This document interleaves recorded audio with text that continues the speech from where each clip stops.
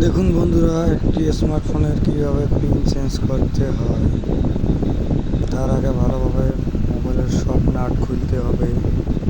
খোলার পরে ভালোভাবে ভালোভাবে দেখে শুনে সব নাট খুলতে হবে। দেখতে থাকুন কীভাবে পিন চেঞ্জ করতে হয়।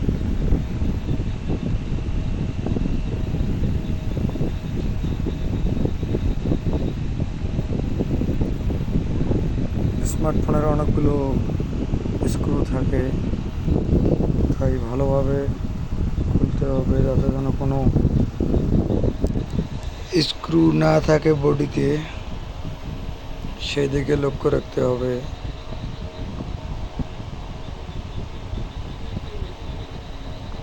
মোটামুটি সব খুলে নাট খোলা শেষ। এখন লজিক বোর্ড খোলার সময়। লজিক বোর্ডটি পিনটি ফেটে গেছে। আমি সোল্ডারিং আয়রনের মাধ্যমে কীভাবে চার্জিং পিনটি তুলি দেখুন।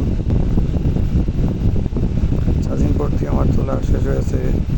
আমি তারের ওয়্যার বানায় সেটি দিয়ে ভালোভাবে পরিষ্কার করি। জাস্ট এখন মনে করো নতুন করে পিনটি লাগাবো। দেখতে থাকুন কীভাবে চার্জ দেওয়া পিন লাগাতে হয়। আশা করি বুঝতে পারছেন।